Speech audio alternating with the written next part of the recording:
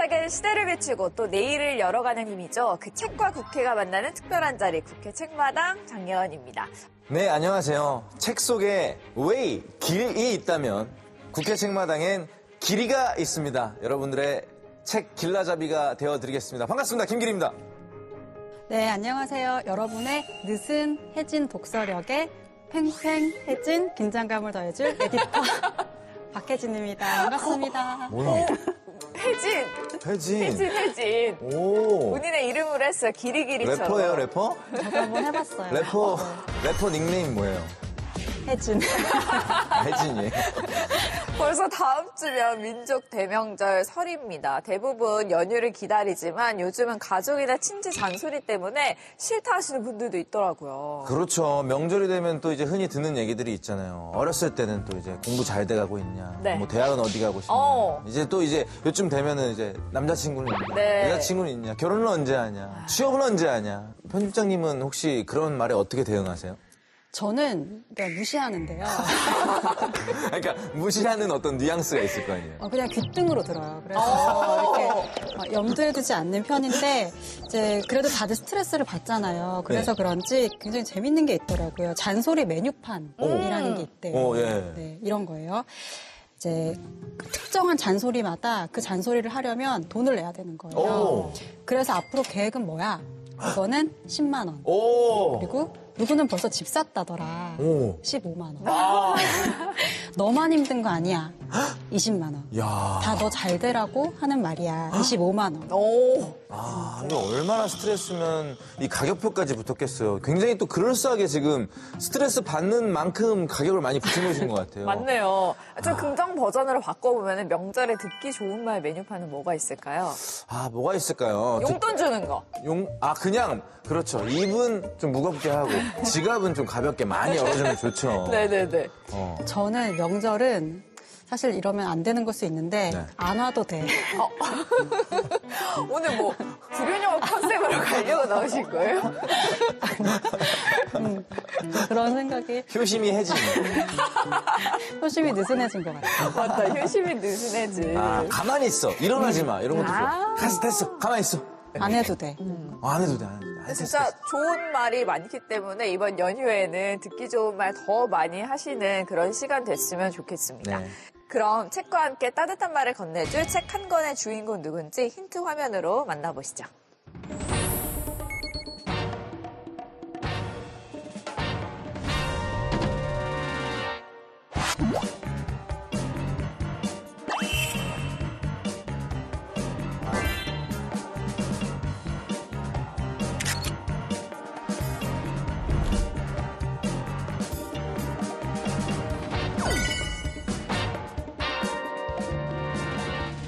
오늘 모실 분은요, 국회 보좌진으로 입법 현장을, 변호사로서 사법의 영역을, 그리고 서울시 정무보좌관과 청와대 행정관으로 행정 영역을 경험한 분입니다. 21대에 이어서 22대 국회에서도 의정활동을 이어가고 있는 더불어민주당 박상혁 의원님과 함께합니다. 어서 오세요. 예, 안녕하세요. 안녕하세요. 박상혁 의원입니다.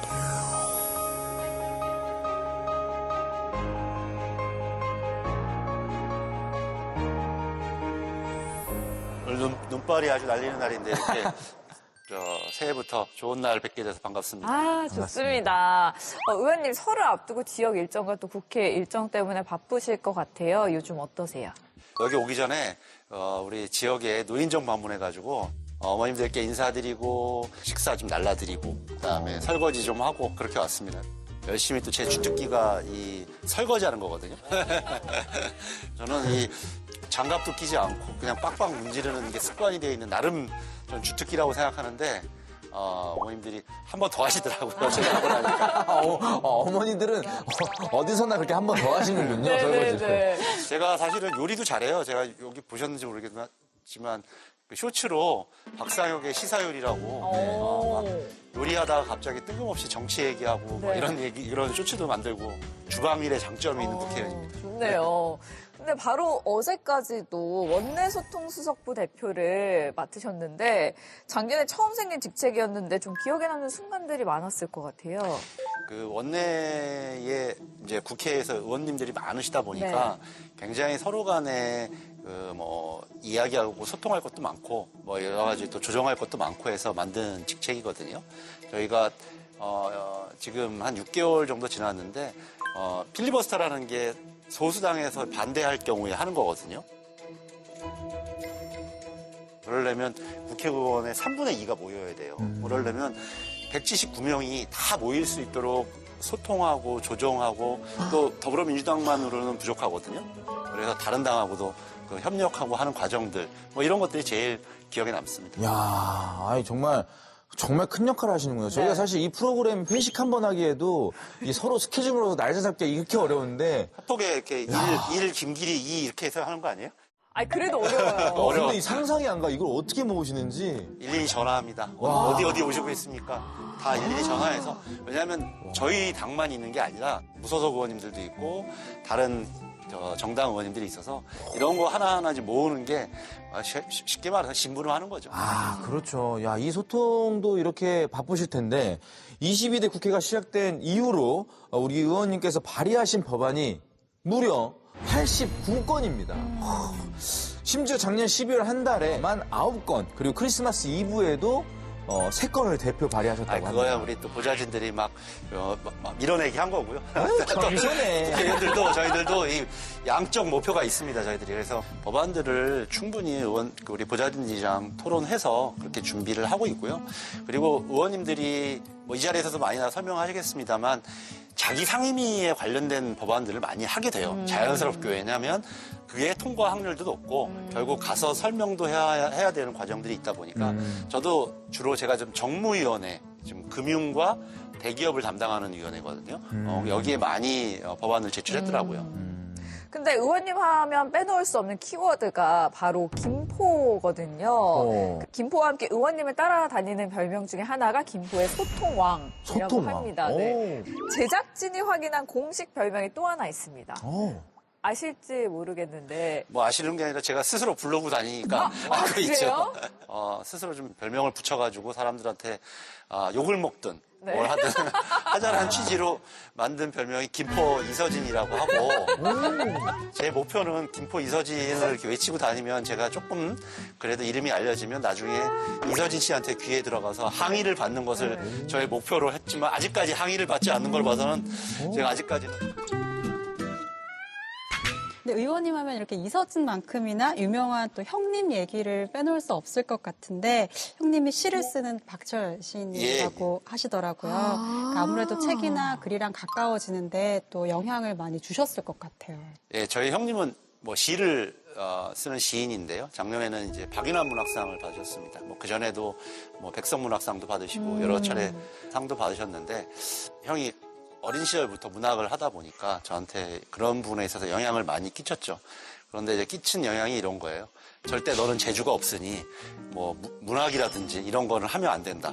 이게 미친 영향이어서 저는 절대 그런 길을 가지 않겠다고 생각을 했었습니다. 근데 그럼에도 불구하고 집에 이제 책이 많고 또 예전에 광화문에 가면 이제 교보문고 그때는 뭐 서점이나 도서관이 이렇게 주변에 있을 때가 아니니까 그래서 그런 환경들을 보면서 성장하고 공부했던 게 큰 도움이 되었습니다. 한국 민중사를 중학교 1학년 때 읽으셨다라고 우와. 들었어요. 저게 이제 운동권 책이에요. 쉽게 말하면. 근데 어려서부터 이제 신문을 보고 책을 보다 보니까 그런 데에 대해 빨리 좀 관심을 갖게 됐어요. 그래서 어느 날 동아일보를 보고 있는데 저 책을 쓴 사람들이 국가보안법을 구속이 됐다고 기사를 보고서 되게 궁금해서 집 앞에, 학교 앞에 가 있는 이제 서점에 가서 저 책을 좀 구해달라고 했어요. 네. 근데 학교 앞에 서점이라는 데가 아시는 것처럼 이렇게 참고서 팔고 그쵸. 그런 거 파는 거지 저런 책을 파는 곳은 아니거든요. 근데 이제 그거를 구해주셨더라고요. 정말 일주일 후에. 그래서 그때 막 탐독을 하면서 읽고 우리나라 역사에 대해서 현대사에 대해서 관심을 갖게 된 계기가 저 책이었습니다. 근데 이제 한국민중사 말고도 이제 의원님 인생책이 꽤 많았고 타이틀들도 되게 재밌었는데 그래요? 로마인 이야기는 4번 읽으셨다고 하고 또 소심하고 겁 많고 까탈스러운 여자 혼자 떠나는 걷기 여행 2 이거 읽고는 순례길에 오르셨다는 얘기도 들었어요. 그 로마인 이야기는 시어노 나미 작가의 책인데 한때 우리나라에 열풍이 맞아요. 불었었죠. 이 책이 15권이 완간입니다. 그래서 한 15권을 완간해서 한 4번, 5번 정도 읽었던 것 같아요. 너무 탐독하고 재밌게 봐서 결국 나중에 그 책을 들고 여러 번 읽고 나서 그 이제 포로 로마로라고 하는 로마의 예전으로 치면 구도심이고 가장 핵심적인 곳이죠. 그걸 읽으면서 느꼈던 것. 아, 여기가 브루투스가 여기 지나갔겠구나. 카이사르가 여기서 브루투스의 칼을 맞았겠구나. 뭐 이런 것들을 상상하고 나니까 현장에 가서 보니까 정말 그때의 생각들이라든지 그 당시를 충분히 읽을 수 있는 좋은 계기가 되었어요. 그래서 세계를 보는 관점들을 크게 배울 수 있었던 책이 로마인 이야기가 하나였고요.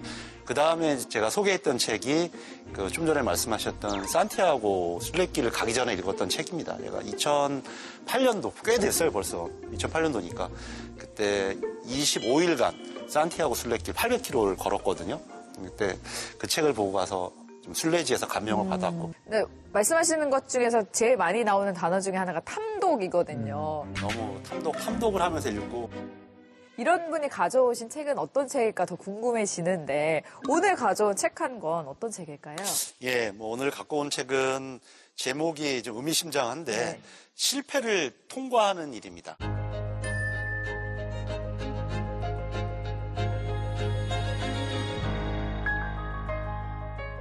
근데 전 제목이 너무 좋았는데 이 책을 가져오신 이유도 궁금합니다. 다들 인생에서 실패는 크고 작건 간에 다 맛보지 않습니까? 경험하지 않은데 일단 먼저 실패를 통과라고 이야기하는 자체가 굉장히 좀 재미있었고 이분이 이 스타트업을 했었는데 그것이 하는 과정 결국 마지막에는 흔히 말하는 스타트업으로서 더 큰 회사가 되지 못하고 이거를 정리하는 과정에 대한 내용인데요. 근데 제가 2012년에 이 저자하고 잠깐 좀 알았었는데 어느 날 이 책을 보내왔습니다. 그걸 제가 출장 가면서 읽고서 아 정말 저도 국회에서 지금 유니콘팜이라고 하는 스타트업 기업이 유니콘 기업으로 만드는 것을 목표로 저희 국회의원들이 어떻게 지원할까 하는 그 의원 모임이거든요. 그래서 많은 그 스타트업 기업들을 많이 만나는데 그분들의 이야기들 다 우리가 생각하는 건 항상 많이 성장해가지고 상장해서 돈 많이 벌고 뭐 이런 얘기만 있는데 또 오히려 아니 대다수의 기업들은 실패로 끝나지 않습니다. 네. 그래서 뭐 이런 것들을 우리 많은 독자들 여기 계신 방송을 보시는 시청자들하고 얘기 좀 나누고 싶어서 이 책을 선정했습니다. 스타트업이 정치와 좀 어느 정도 닮은 부분이 있다라고 생각하시는 거죠? 저도 처음 2019년도에 지금의 지역에 가서 활동을 시작할 때는 아무도 몰랐거든요. 딱 아는 사람은 저와 제 아내밖에 몰랐었는데 결국 정치인들도 어느 순간에는 스타트업으로 시작하지 않습니까? 네. 물론 이미 유명해진 분들이 정치를 시작하는 경우도 있지만 누군가는 처음 시작한 그 스타트업을 하게 됩니다. 그래서 저는 그런 의미에 있어서는 스타트업과 정치도 다 닮아 있다는 생각을 갖고 있고요. 결국 그 과정 속에서 또 실패와 좌절을 하게 되는데 그런 의미에 있어서 저도 정치와 이 스타트업 창업하는 것은 함께 뭐 생각해 볼 바가 많다라는 생각이 들어요. 그리고 이 안에서 보면은 그런 여러 가지 고민과 선택 지점들을 아주 잘 표현하고 있다고 생각합니다. 일을 하는 많은 사람들에게 다 그 통용이 되는 보편적인 이야기인 것 같아요. 저도 책 만들 때 제가 스타트업이라고 생각하거든요. 한 권 한 권 책을 만들 때마다. 이 책은 이제 컨텐츠 스타트업 퍼블리를 창업해서 10년 동안 이끌었던 박소령 창업자가 가감없이 쓴 사업 노트입니다. 그 내용을 보면 뭐 서비스의 시작과 종료, 투자자와 협상하는 그 과정, 그리고 뭐 주주와의 갈등, 그리고 조직 확장과 레이오프, 뭐 매각 이런 것처럼 이제 사업을 하는 데 있어서 굉장히 중요한 결정적인 장면들을 통해서 성공담이 아니라 이제 실패를 통과한 과정을 구체적으로 보여주고 있는 구성인데요. 가장 이제 매력적인 부분은 이제 이상과 현실 이런 사업을 하다 보면 계속 부딪히게 되는 딜레마가 있고 그때마다의 선택 그리고 선택 이후에도 후회 뭐 이런 것들이 있을 텐데 그런 지점들을 1인칭 보고서 같은 업무 보고서 같은 형식의 글과 그러니까 일반 이제 산문의 글을 같이 결합을 해서 쓴 책이에요. 그래서 어떤 분들은 그거를 더 생동감 있게 생생한 현장의 언어로 읽을 수도 있을 것 같고 또 어떤 분들은 조금은 낯설게도 읽을 수 있을 것 같습니다. 같습니다. 이 책이 창업을 시작하는 이야기가 아니라 그만두는 순간으로부터 시작이 됩니다. 왜 이런 식으로 좀 구성을 했는지 책에서 저자가 설명을 하고 있는데 기리 씨 어느 부분이었을까요? 네, 제가 그 부분에 대해서 한번 읽어드리도록 하겠습니다. 첫 번째 장면이 왜 창업자가 시작할 때가 아니라 창업자가 그만둘 때인지에 대해서는 미리 밝혀둘 필요가 있을 것 같다. 2020년 노벨문학상을 수상한 루이지 글릭은 시작이 그토록 어렵다면 그 끝이 어떨지 상상해보라 라고 썼다. 무라카미 하루키는 해변의 카프카에서 인간에게 정말로 중요한 것은 어떻게 사느냐보다 어떻게 죽느냐의 문제라고 적었다. 이 책이 시작이 아니라 끝을 먼저 말하는 이유도 같다. 우리에게 언젠가 죽음이 찾아오는 것이 필연적이듯 어떤 일이든 시작이 있으면 끝도 있다. 어떻게 시작할 것인가는 물론 중요하다. 하지만 더 중요한 것은 어떻게 끝낼 것인가 라고 지금의 나는 생각한다. 의원님께서 이 구성이 좀 흥미로우셨다고요? 보통은 어떻게 창업을 하게 되었나 여기부터 시작할 것 같지 않습니까? 네. 근데 여기는 마지막을 어떻게 마무리했나 에서부터 시작을 하잖아요. 네, 네. 그리고 또 아시는 것처럼 이 책은 여러 가지 상황들에 대해서 과정들에 대해서 얘기하는데 그 당시에 본인의 기억과 사후적인 지금의 어떤 감정의 평가 이렇게 두 가지로 매 챕터마다 나눠져 있거든요. 그래서 저는 굉장히 좀 생동감 있게 느껴졌고 곱씹어볼 내용들이 좀 많았다고 생각합니다. 진짜 시작하는 것만큼이나 끝내는 게 중요할 것 같은데 여기 보면 저자는 그 결단의 순간을 영화 매트릭스의 빨간 약과 파란 약에 비유를 합니다. 에디터님 어떻게 소개하고 있나요? 네, 저도 그 부분 굉장히 인상적이었는데 제가 한번 읽어볼게요. 네, 30. 매트릭스가 문득 생각남. 빨간 약은 진실을 보여주지만 대신 고통과 혼란을 감수해야 하고 파란 약은 안락함을 계속 누리되 진실에 눈을 감는 것임. 31. 그는 빨간 약을 선택함. 나도 빨간 약을 골라보자고 마음먹음. 35. 이제는 끝을 내야겠다는 생각이 떠오름. 외부 상황에 등 떠밀려서 끝나는 게 아니라 내가 칼자루를 쥐고 직접 끝을 내야 할 것 같았음. 의원님이 아까 말씀하신 유니콘팜 활동이랑도 좀 연결되는 부분이 있을 것 같아요. 왜냐하면 많은 스타트업 기업들이 지금 인용 문구에서 나온 것처럼 초창기 투자를 받아서 네. 그 시리즈 A, 그 용어거든요. 시리즈 A 이렇게 성장하는 과정들을 계속 이야기하는 겁니다. 많은 스타트업에 있는 종사하는 분들을 많이 만나게 됩니다.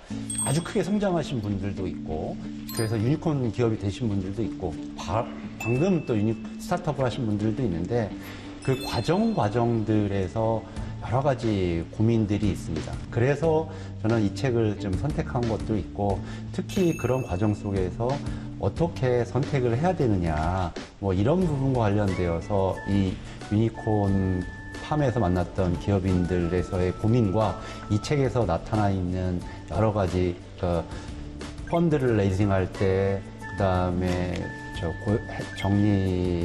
해고를 해야 될 수밖에 없는 상황들 그리고 사업을 또 다 변화하는 과정들 이런 부분들이 굉장히 의미 있게 전 다가왔습니다. 의원님도 이 정치를 하시면서 불편하지만 진실을 선택해야 되는 순간들이 있으실 거라고 생각해요. 이른바 이 빨간 약을 먹어야 하는 순간들이 있으실 텐데 그럴 때는 보통 어떤 기준으로 이렇게 선택을 하시는지. 굉장히 많죠. 이 선택의 순간은 정말 매번 많습니다. 네. 뭐 예를 들어서 원내대표 선거가 있었었는데 네네. 다 친한 국회의원들 중에 누구를 원내대표로 선택해야 되느냐 뭐 이런 데에서부터 시작을 해서 뭐 여러 가지 법안들 네. 뭐 이런 내용들이 있거든요. 모든 게 다 제 생각과 일치하지 않는 경우들도 상당수가 있거든요. 네. 근데 제일 중요한 것은 원칙과 기준을 어떻게 정할 것이냐의 문제라고 생각해요. 그러니까 내가 개인적으로 판단을 하는 것보다 큰 맥락의 역사적 관점 여기서 원칙과 기준을 정하고 저의 선택을 하게 됩니다. 그래서 매번 정치인들이야말로 뭐 모든 사람들이 그렇지만 항상 선택 여기에 고통받고 결정하고 또 책임져야 되는 그런 과정 속에 있습니다.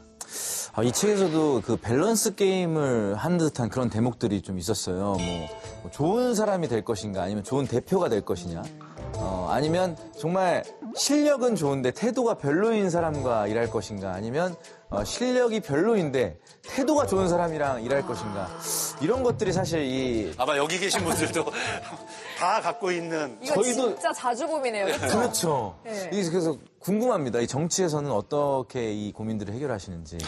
그러니까 좀 전에 말씀드렸던 것처럼 저희도 네. 이게 여기 레이오프를 이렇게 중간에 하다가 레이오프 즉 해고를 하는 과정들이 있습니다. 왜냐하면 막 성장을 계속 할 수는 없게 되거든요. 그래서 저자도 어떤 컨설팅을 받고 나서 이제 이 회사에서 정말 필요로 하는 구성원들이 누굴 것이냐 이것 때문에 이제 그런 과정들을 겪게 되는데 지금 말한 것처럼 그 일하는 거는 조금 완벽하진 않지만 네. 좋은 태도일 것이냐 네. 아니면 태도는 별로지만 조금 더 일의 성과를 내는 사람일 거냐 어떠세요? 저는 일터에서는 네네. 무조건 일하는 사람이 일 잘하는 사람이 전 중요하다라고 생각을 합니다. 저자는 좀 반대로 맞아요. 선택을 하죠. 네. 결국 성과보다는 태도가 뭐 중요한 사람을 택하는데 저도 그런 편이에요. 결국 태도가 모든 걸 말할 수 있다. 나중에는 그런 부분들은 그 성실한 태도만 갖고 있다면 극복할 수 있다라고 하는 편인데 이게 이제 기업과 정치의 영역이 조금 달라서 그럴 수도 있습니다. 왜냐하면 이제 기업 같은 경우는 네. 진짜 똑똑한 한 명이 전체를 먹여 살릴 수도 있다. 이러는 기업 환경들이 있지 않습니까? 정치라는 영역은 1인 1표예요. 아주 똑똑한 한 사람이 그 많은 사람, 그러니까 99%의 표를 갖고 있는 게 아니거든요. 네. 그래서 아. 많은 사람들이 한 똑같은 표를 가지고 있기 때문에 그 사람들을 한 사람 한 사람들 설득하고 이해시키는 과정들이 다른 게 이 기업과는 조금 다른 측면도 있습니다. 그렇다면 이번엔 파트 2로 한번 넘어가 보겠습니다. 저자는 2024년에 회사를 매각한 뒤에 마무리하는 과정에서 배운 10가지 교훈을 남겨뒀는데요. 좀 기리 씨 인상적이었던 부분 있을까요? 네, 저는 그 상대의 의중을 추측하지 말라. 직접 대화하고 돌직구로 물어봐야 한다. 야, 이게 굉장히 기억에 남는 게 사실 요즘에 얼굴을 마주하고 일하지 않을 때도 네, 많잖아요. 맞아요. 네, 이 문자로 주고받을 때도 있고 이러다 보면은 굉장히 이 의중을 정말 헷갈린 경우가 많은데 이럴 때 직접 물어보면은 모든 게 다 풀리는 경우가 많거든요. 맞아요. 그래서 이게 참 기억에 많이 남는 것 같아요. 혜진 씨는요? 저는 이 10가지 중에서 그 하나, 8, 9 이게 다 좀 비슷한 것 같았는데 핵심은 뭐냐면 사람의 말을 믿지 말라는 거거든요. 그러니까 말은 바뀔 수 있고 기억도 오. 바뀔 수 있는 거기 때문에 중요한 것은 항상 기록이다. 네. 그런데 제가 정말 일을 하면서 해를 거듭할수록 느끼는 게 이 부분이에요. 그러니까 정확하게 기록으로 남겨야 한다. 그 부분 정말 인상적이었어요. 제가 국회의원 하기 전에 변호사였기 때문에 사실은 와서 이야기를 많이 하시는 분들도 많아요. 그리고 지금도 여러 가지 민원을 하지만 결국 서면화되지 않는 오. 그런 부분들은 결국 나중에 바뀌기도 하고 네. 생각의 오차가 굉장히 많이 발생을 맞아요. 합니다. 말은 그런 경우. 네. 그래서 실제로 많은 경우 찾아와서 이야기하신 분들의 내용과 그거를 진짜 확인을 하게 되면 전혀 다른 내용들을 많이 하거든요. 제가 아는 대표 겸 아티스트 분인데 그분은 전화를 안 받아요. 무조건 다 문자로 하세요. 그게 말씀하신 것처럼 어쨌든 서면화하고 기록화하는 과정이 일 처리함에 있어서 좀 유용하다라고 생각을 하시는 것 같아요. 근데 한편으로는 그럼과 동시에 저희들도 SNS나 문자로 네네. 소통을 많이 하지 않습니까? 근데 그러다 보니까 맥락을 이해하지 못하는 경우들이 있거든요. 그래서 저는 그게 같이 좀 병행이 되어야 될 것 같아요. 그리고 왜냐하면 문자로 다 모든 게 되는 게 아니기 때문에 맞아요. 거기 그러다 보니까 오해도 많이 생기고 맞아요. 병행을 잘 해나가야 될 것 같은데 네. 두 분에게 한번 퀴즈를 내보도록 하겠습니다. 저자가 언급한 10가지 교훈 가운데 또 다른 하나인데요.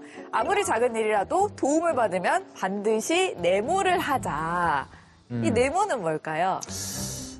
말씀하신 것처럼 기록, 뭐 인증 이런 것도 있을 것 네. 같고, 뭐 생각보다 굉장히 단순합니다. 맞아요. 생각보다 쉬워요. 받았으니까 준다? 기브앤테이크 느낌으로 힌트를 하나 주시면. 뭐 지금 말씀하신 거랑 비슷한데 뭐 일종의 피드백이죠. 반드시 아는 척을 한다.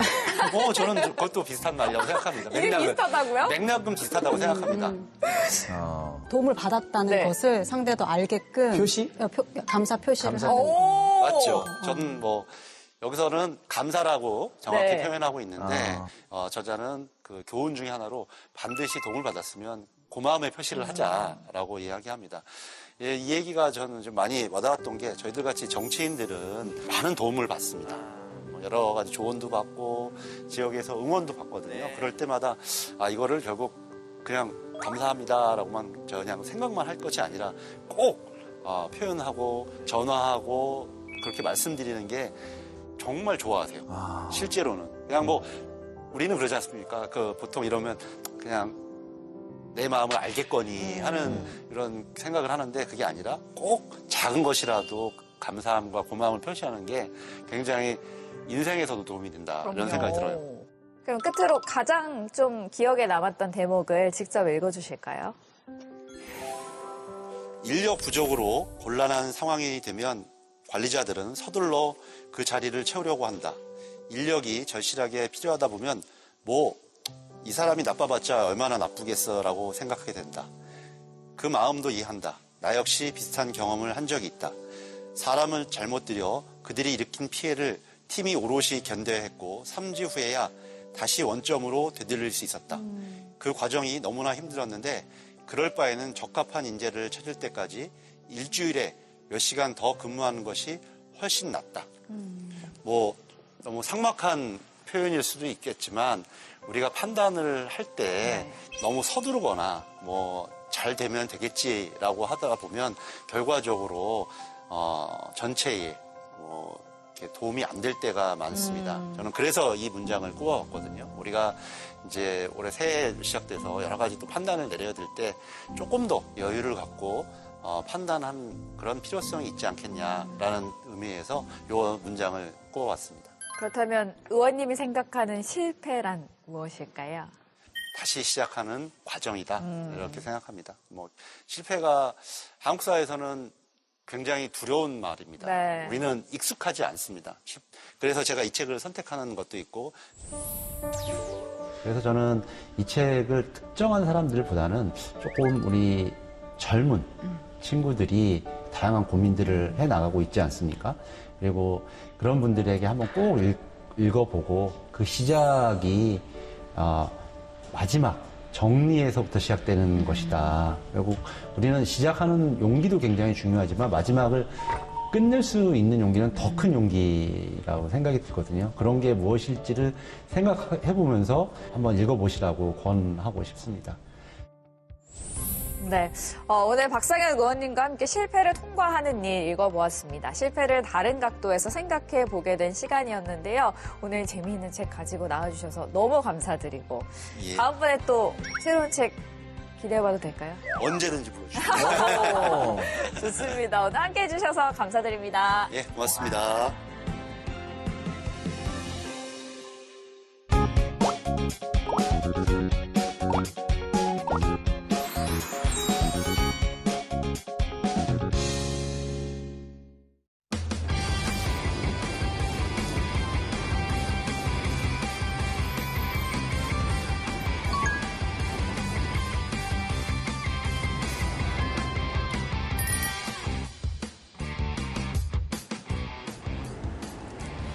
네, 안녕하세요. 동네 책방 가이드 윤수빈입니다. 오늘은 건대로 나와 봤는데요. 이제 또 새 학기가 시작이 되잖아요. 여기 건국대학교에 합격한 새내기들이 설레는 마음을 가지고 학교를 다니는 모습이 상상이 되는데요. 저도 대학교 졸업한 지 꽤 됐지만요. 요즘 길거리에 다니는 대학생들을 보면 옛 생각도 나고 풋풋했던 그때가 그립기도 하더라고요. 저도 만약에 대학생 때로 다시 돌아갈 수만 있다면 정말 수업도 열심히 듣고 친구들과 더 재밌게 놀 수 있을 것 같아요.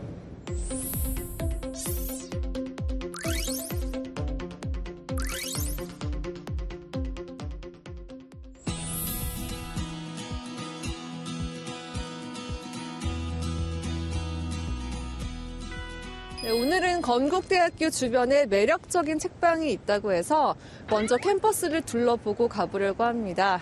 이 건국대학교 서울 캠퍼스에는 가장 유명한 게 바로 인공호수라고 하는데요. 여기 대학교 안에 호수가 드넓게 조성이 되어 있어서 산책로 코스로도 참 좋은데요. 학생들은 물론이고 여기 인근에 사시는 동네 주민분들도 많이 찾아오시는 것 같더라고요. 특히 호수에 사는 거위들이 있는데요. 건대를 상징하는 동물로도 알려져 있습니다. 여기 사는 거위는 건대 거위라고 해서 건구스라고도 불린대요.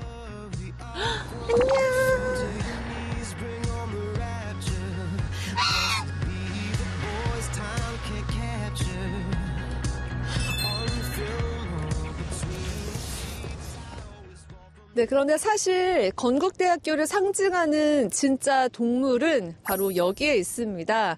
성실과 근면을 뜻하는 황소인데요. 건국대학교는 독립운동가이자 의사였던 상어 유석창 박사가 설립했습니다.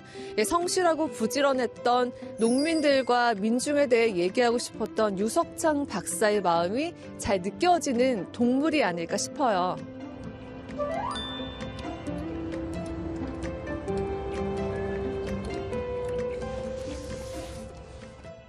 오랜만에 대학가 설렘을 좀 느껴봤는데요. 이제 후문 쪽으로 나가서 동네 책방을 가보려고 합니다.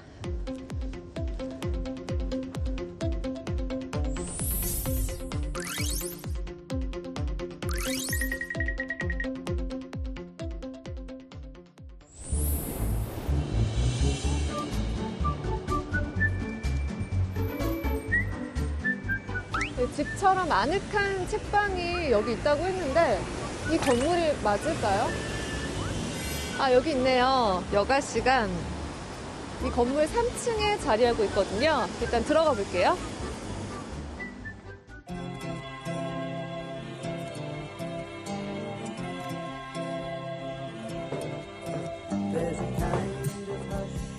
여기 책방 간판이 보이는데요. 여가 시간. 마치 드라마 타이틀 같은 그런 느낌을 주는데요. 어떤 책방일지 너무 궁금해집니다. 여기가 지금 2층인데 한층 더 올라가면 되거든요. 가볼게요.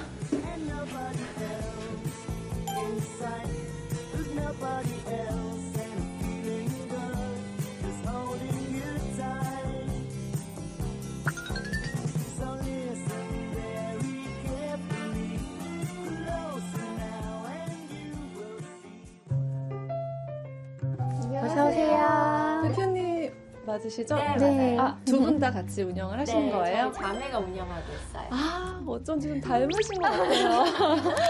네, 반갑습니다. 반갑습니다. 여기 들어오면서 보니까 책방 간판이 좀 책방 같지 않고 약간 드라마 타이틀 같은 그런 느낌을 주더라고요. 그리고 올라오면서 보니까 영화나 드라마 포스터들이 많이 붙어 있던데 좀 어떤 책방인지 좀 간략하게 소개를 좀 해주세요. 드라마를 주제로 해서 드라마를 중심으로 소개하고 있는 책방이고요. 매달마다 주제에 따라서 드라마랑 같이 책을 같이 소개하고 있어요. 좀 더 둘러보면서 네. 궁금한 거 있으면 여쭤볼게요. 네, 편하게 들러보세요.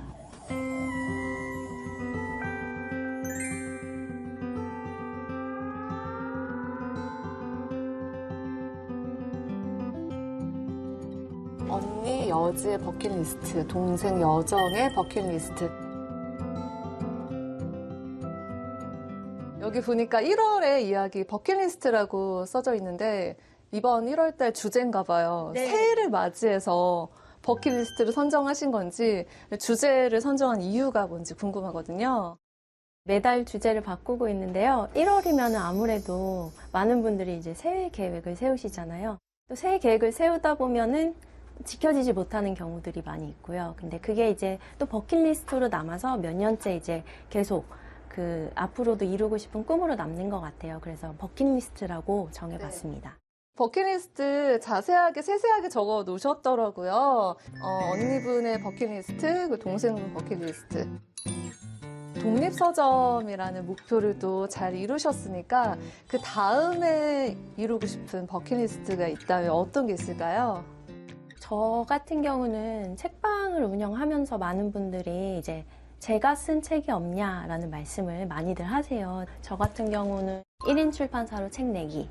요거를 이제 올해의 목표로 와, 생각하고 있습니다. 이번에는 이제 또 올해 목표는 책을 내기. 네. 와, 점점 더 이렇게 하나씩 스텝을 밟아 가시네요. 동생분은 혹시 또 뭐가 있을까요?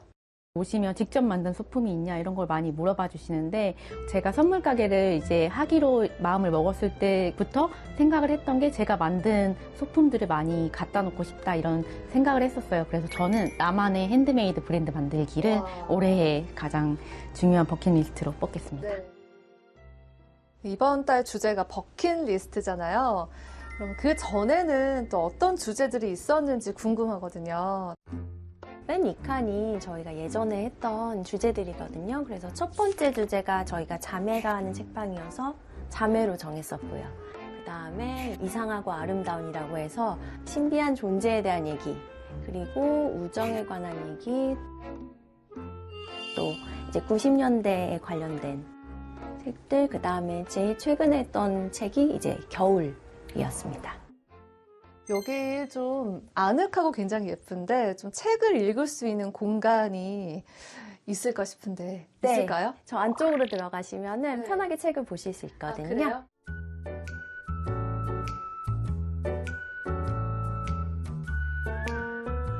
이 공간도 되게 아늑하게 꾸며 놓으신 것 같은데 어떤 컨셉으로 꾸미신 거예요?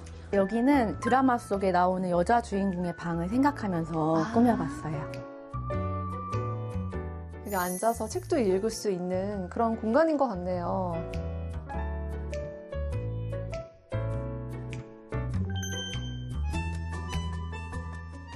원래부터 이제 드라마 보는 거를 좋아했었고요. 그래서 둘이 같이 또 드라마 보면서 드라마에 나왔던 장소를 찾아가는 거를 좋아해서 그러면 우리가 모았던 자료들을 서점으로 만들어서 한번 여러 사람들과 나눠보면 어떨까 그렇게 생각을 해서 차리게 됐습니다. 드라마 촬영지를 또 투어를 네. 하셨다고 했는데 어디 가보셨어요? 저희가 경주에 갔을 때 경주에 굉장히 드라마 촬영지가 많더라고요. 그래서 경주 여러 곳을 다녔는데요. 그때 찍은 사진이 이제 잡지에 실리기도 했었고요. 아, 그럼 잡지 실린 책도 혹시 좀 볼 수가 있을까요? 경상북도에서 나온 잡지인데요. 여기 저희가 찍었던 게 나와 있어요. 이제 25, 21에 나왔던 장소를 저희가 찾아간 적이 있거든요. 그때 이제 좀 중요한 장면이 그 슈퍼에서 이제 주인공 두 사람이 만나는 그 장면을.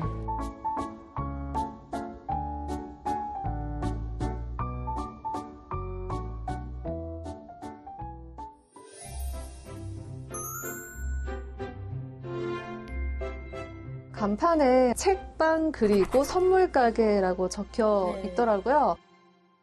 어릴 때 이렇게 자주 가던 선물 가게가 있었거든요. 정말 말 그대로 선물을 살 수 있는 이제 작은 소품샵이 있었는데 그때 그 기억이 많이 남아 있어가지고 저희도 이제 이 공간을 꾸리면서 제가 이름을 꼭 선물 가게라고 짓고 싶다. 이제 다른 분들에게 여기 오셨을 때 선물을 구입해 가실 수 있고 어떤 선물이 되는 그런 공간이 되고 싶다 해서 이제 이름을 선물 가게로 지었습니다. 네, 여기 책방을 방문하시는 분들이 여가 시간을 통해서 좀 어떤 것들을 얻어갔으면 좋겠는지 궁금해요. 저희 책방에 오셔서 이 공간을 한번 구경하시고 또 책도 보시고 뭐 음료도 마시고 하신 그 모든 순간들이 어떤 경험으로 남아서 그게 좀 쌓여갔으면 좋겠다라는 생각이 있어서 좋은 경험으로 남았으면 좋겠습니다. 저는 선물로 남았으면 좋겠다고 생각을 하는데요. 모든 여기에서 느껴지는 뭐 구매하시는 것들이나 아니면은 뭐 경험하시는 것들이 다 누군가를 위한 선물이라고 생각을 해요. 여기에 오시면 어떤 선물을 받고 가시는 기분이 드셨으면 좋겠어요. 네, 오늘 이렇게 두 자매가 운영하는 여가 시간이라는 책방을 함께 둘러봤는데요. 드라마 광이신 분들은 아마 못 태어나올 것 같다라는 생각도 드는데요. 앞으로는 드라마와 관련된 또 영화와 관련된 모임도 운영이 될 예정이니까요. 관심 있으신 분들은 꼭 한번 들러보시기를 추천드리겠습니다.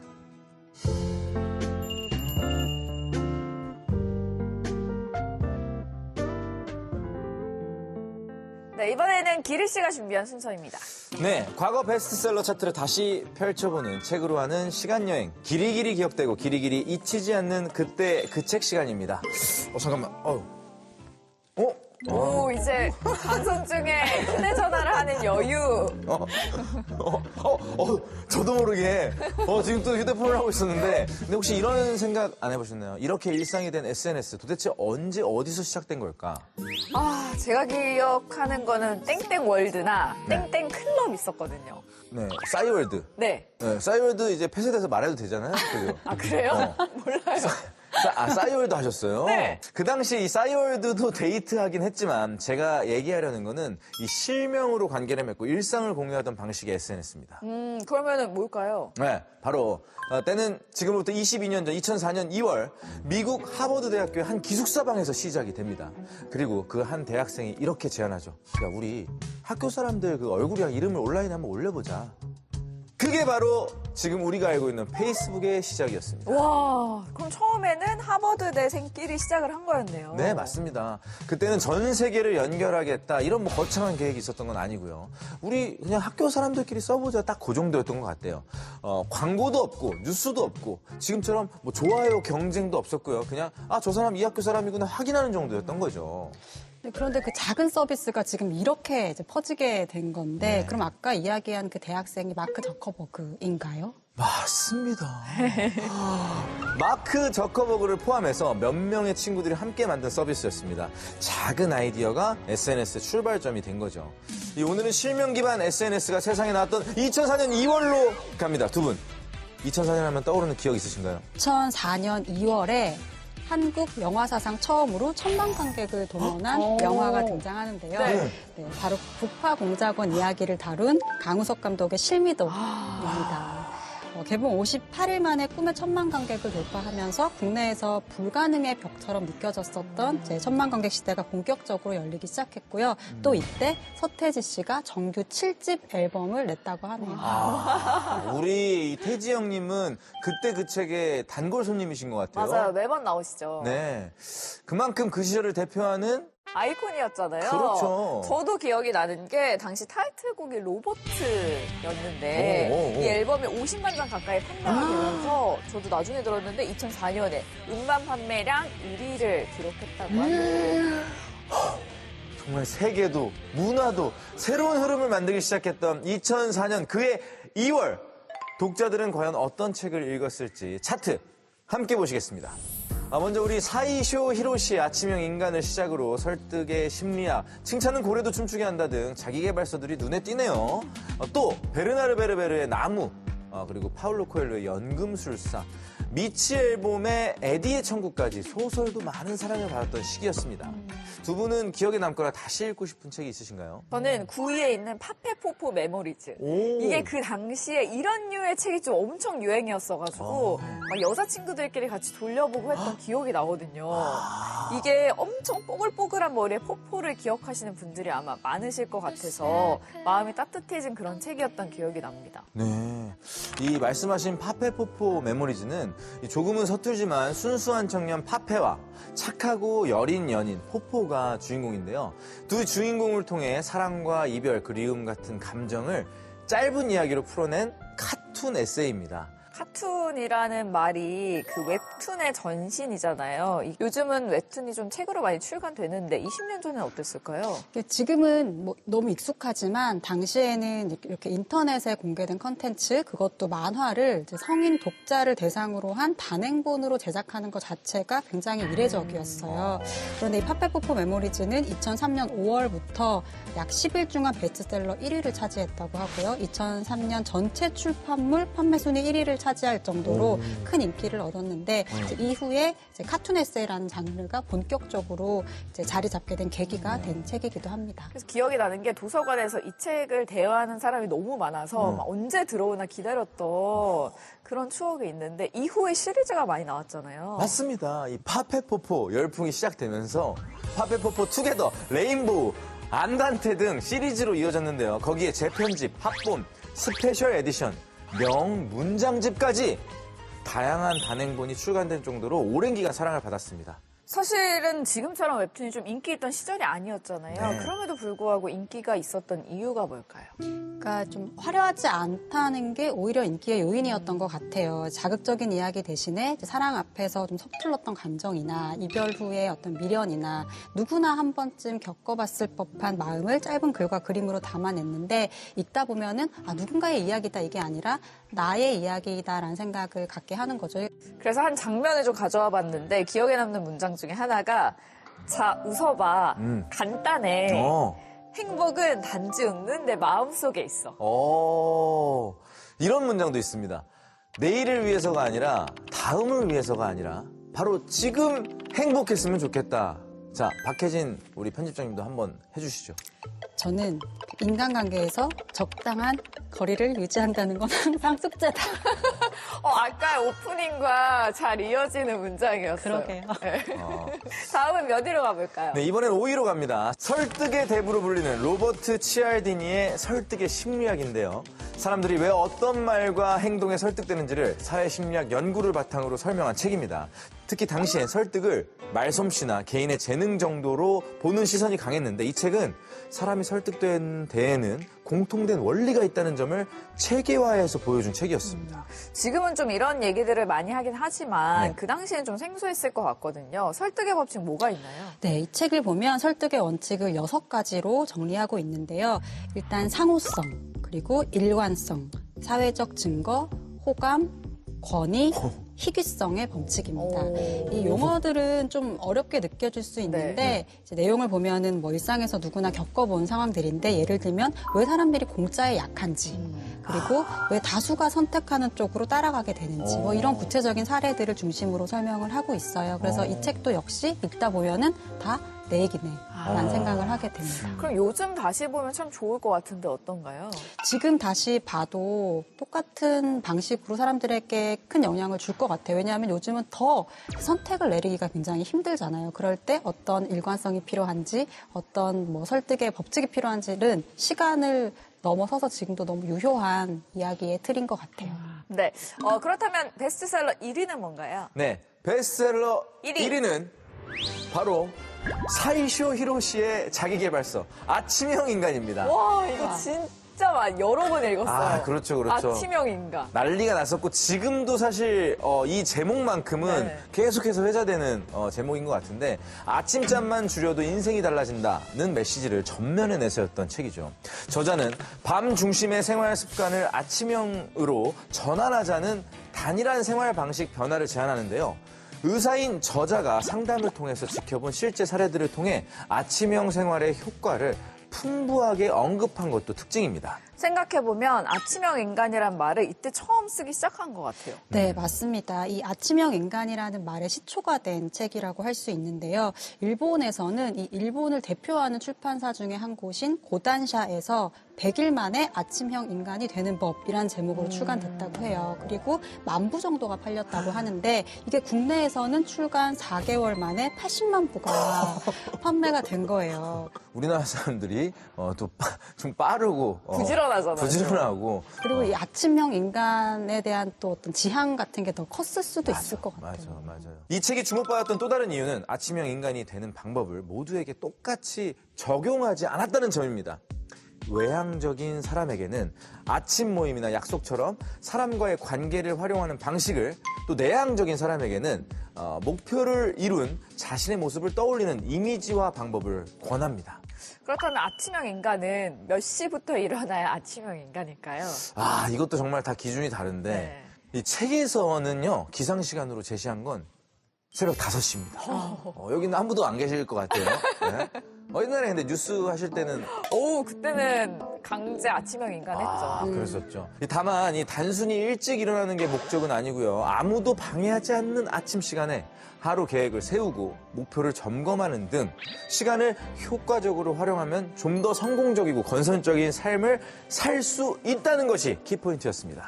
그러면은 좀 함께 나누면 좋을 문장 하나 소개해 주시죠. 네, 바로 이겁니다. 야행성 생활은 중독성이 강하다. 늦으면 늦을수록 돌아오기 힘들다. 지금 자신을 돌아보고 그 실천에 옮겨야 한다. 어쩌면 지금이 가장 절묘한 타이밍일지도 모른다. 근데 맞는 말인 것 같아요. 늦으면 늦을수록 돌아오기 힘들다. 맞아요. 저도 엄청 긴 시간 동안 야행성으로 살고 있기 때문에 와닿는 문장이었습니다. 맞아요.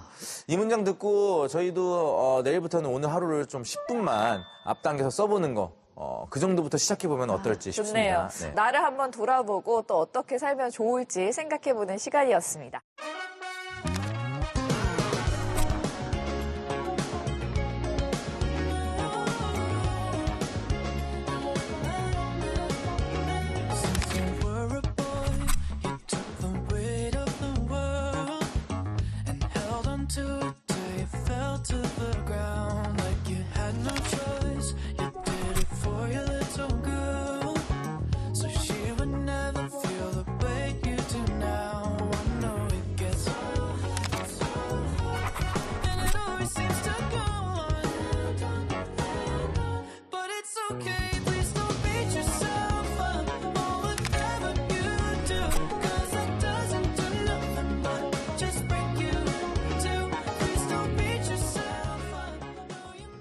네, 설 연휴 잘 보내시고요. 다가오는 월요일에 찾아뵙겠습니다.